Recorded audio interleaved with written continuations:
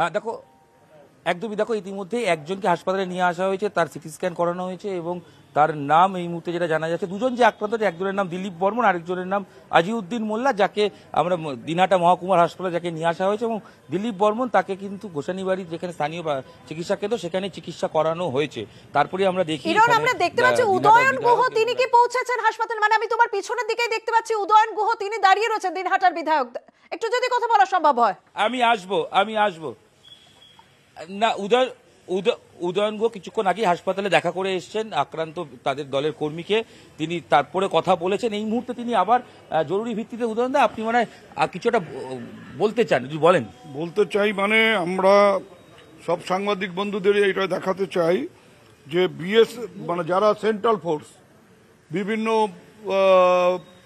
ইয়েতে বুথে যারা ইলেকশন ডিউটি করতে যাচ্ছেন বা গেছেন, তারা জোর করে প্রিসাইডিং অফিসারদের একটা ফর্মে সই করাচ্ছেন।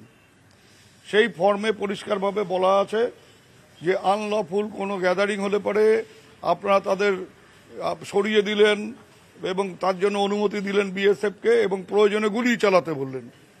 তা এটা হচ্ছে, কারো এই ধরনের ক্ষমতা আছে কিনা আমি জানি না, যে যেখানে ইলেকশন কমিশন বলছে যে কোনোভাবে উত্তেজনা সৃষ্টি যাতে না হয়, কোনোভাবে যাতে গোলমাল না হয়, মানুষকে শান্তিতে ভোট দেওয়ার ক্ষেত্রে কেন্দ্রীয় বাহিনী সাহায্য করবে।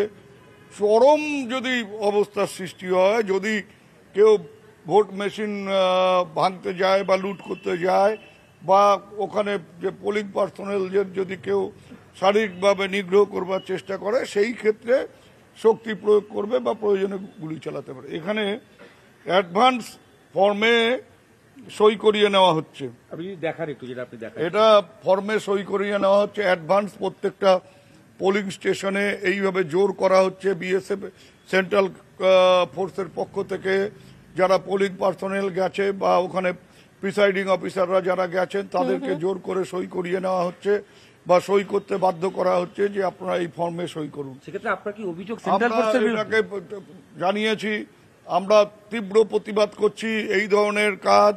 অর্থাৎ এটা কেন্দ্রীয় মন্ত্রী বিএসএফ বা সেন্ট্রাল ফোর্সকে কাজে লাগিয়ে এই ধরনের কাজ তিনি করছেন, এবং আমরা সেটা বারবার বলেছি যে এই ধরনের কাজ আরও করবার চেষ্টা হবে।